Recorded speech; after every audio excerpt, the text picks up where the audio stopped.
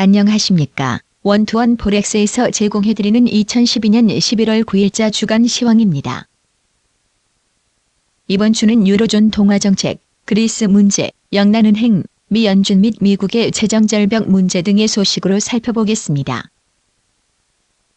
또 한 번의 ECB 회의가 지나가고 부양 프로그램은 아직 작동되지 않고 있습니다. ECB 드라기 총재는 아직 OMT 프로그램을 작동해서 채권을 매수할 때가 아님을 명백히 했습니다. ECB의 공식적인 채권 매수 없이도 스페인은 긴급하지 않은 듯합니다. 스페인의 부채 문제가 훨씬 덜 부각되고 있으나 ECB의 후원 없이는 내년에 스페인이 어느 단계에 가서는 구제 금융을 피하기 어려울 것입니다. 스페인의 10년물 국채 수익률이 아직 7% 아래에 머물고 있으나 ECB가 신용 위험을 줄이고 경제를 부양하기 위한 새로운 지원 정책을 제공하지 못하면서 지난 주말에는 유로화와 주식시장에 악영향을 주었습니다. 내주에는 EU와 USD가 일목균형표 구름대 하단이 있는 1.1650을 근접해 갈 것으로 보입니다. 그리스가 유로존에 남느냐 탈퇴하느냐. 이 문제는 유럽의 정치가들이 답을 해야 할 것입니다. EU 대변인은 그리스가 디폴트를 하지 않을 것이며 부채 상환이 이루어질 것이고 유로존 관계자들은 그리스의 금융 지원이 필요함을 잘 알고 있다고 했습니다.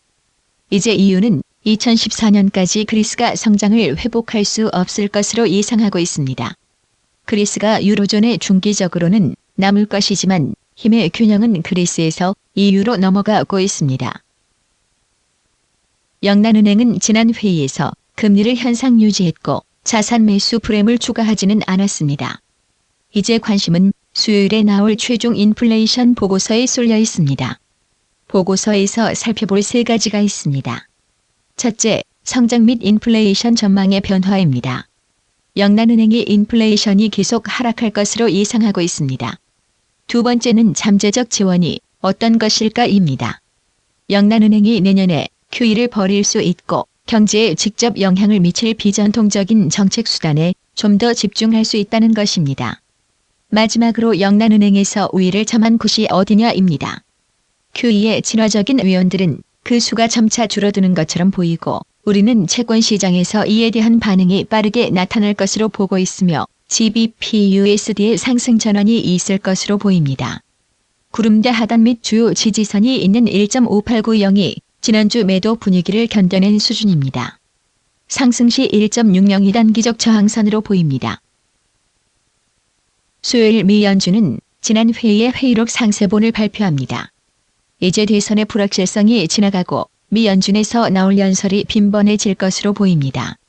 미 연준의 현재 부양 프로그램에 대해서는 의견이 나뉘어져 있는데 세인트루이스 블러드 위원은 통화정책이 너무 완화 쪽이다면서 우려를 표현했고 미네아폴리스의 코어 라코타 총재는 현 통화정책이 인플레이션 전망을 바탕으로 너무 긴축적이다라고 했습니다.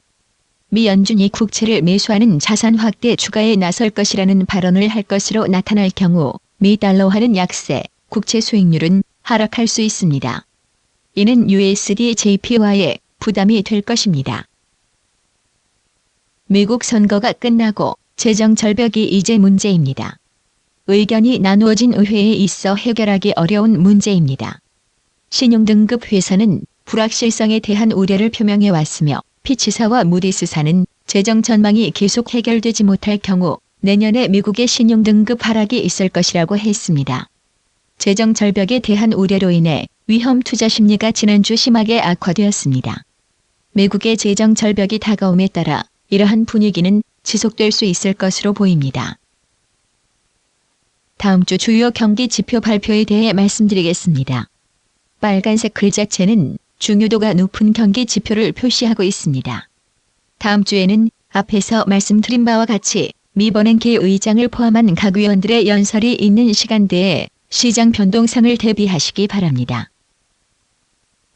이상으로 이번 주 주간 시황을 마치겠습니다. 감사합니다.